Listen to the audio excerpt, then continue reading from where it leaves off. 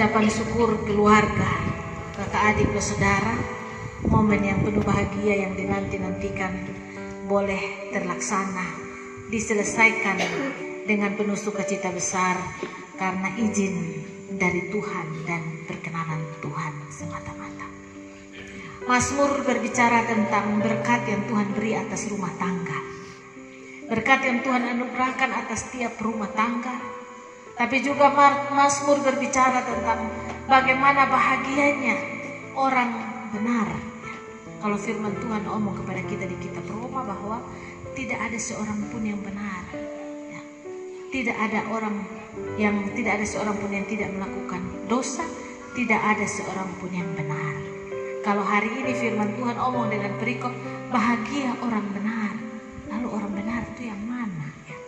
Kalau Roma bilang tidak ada orang yang benar, semua orang berdosa. Ya. Kalau firman Tuhan omong dalam kitab Roma demikian, lalu sekarang Mazmur omong tentang bahagia orang benar yang mana? Ya.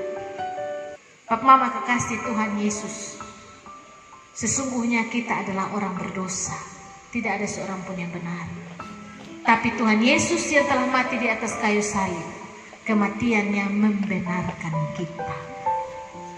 Kematiannya, pengorbanannya yang membuat kita jadi benar.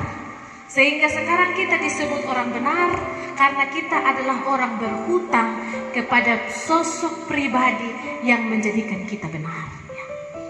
Ibaratnya kita orang tahanan, dia datang dan dia lepaskan kita dari tahanan.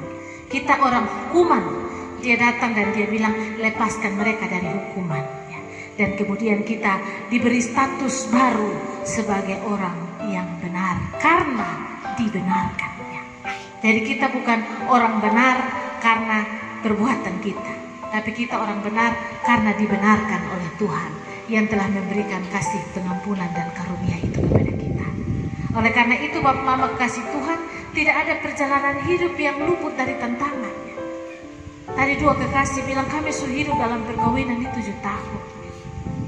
Secara pandangan manusia menghadap Tuhan, kami menyadari bahwa ada banyak hal yang telah kami lakukan dalam kebersamaan kami yang jauh dari apa yang merupakan ketetapan Tuhan. Tapi perjalanan hari ini membuktikan bahwa kasih Tuhan itu besar, kasih Tuhan itu begitu panjang, dan Tuhan anugerahkan 7 tahun dalam hubungan bersama. Hari ini Tuhan memberi jawaban atas doa kedua mempelai, doa orang tua, doa keluarga, doa saudara, kakak adik. Dan karena itu hari ini kita dijadikan sebagai orang-orang yang berbahagia. Kalau firman Tuhan katakan di sini, dia berbahagia yang pertama karena dia takut akan Tuhan.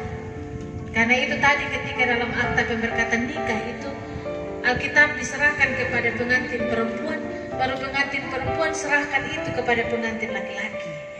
Dia menjadi kepala dalam rumah tangga. Dia pegang ini Alkitab, dia akan mau bikinkan mana dengan istri dan anak-anaknya. Dia terima itu dan apa yang akan dia buat. Apakah dia akan jadikan rumah tangganya menjadi rumah tangga yang takut akan Tuhan? Ayat 1 katakan, maka dia akan melihat bahagia itu.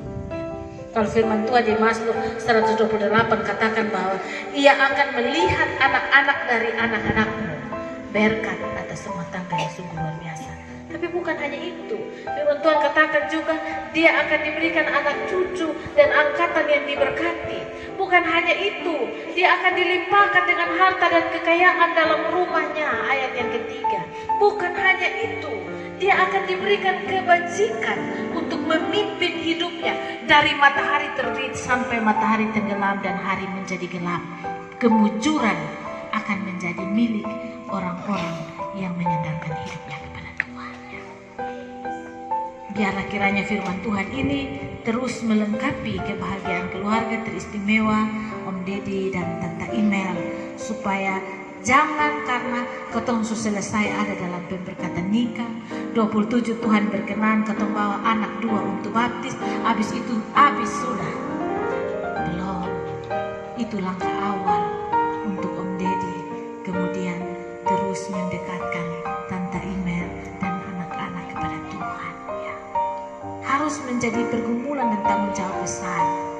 Istilahnya bilang begini, beta nikah dengan email ikut beta pun agama, beta pun tanggung jawab harus ajarkan dia tentang ini agama, sampai dia merasakan Tuhan di dalam ketemu rumah tangga. Harus begitu.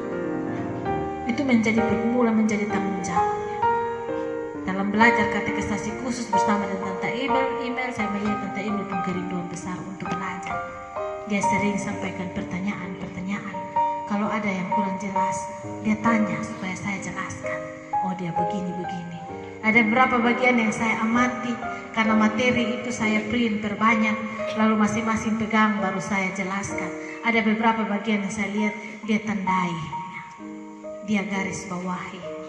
Artinya secara pribadi dia bukan hanya mau datang duduk dengar, tapi dia pun kerinduan untuk menggumuli itu iman, sehingga seorang kepala rumah tangga bertanggung jawab penuh untuk mengajarkan ini, dan seorang ibu rumah tangga bertanggung jawab untuk mendoakan supaya kepalamu dalam rumah tangga dia bisa menjalankan tugasnya dengan baik, menghormati dan menghargai.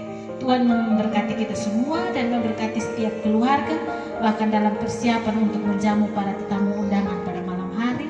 Semua yang mendapat tugas tanggung jawab, kiranya Tuhan berkati dengan kebenaran firman.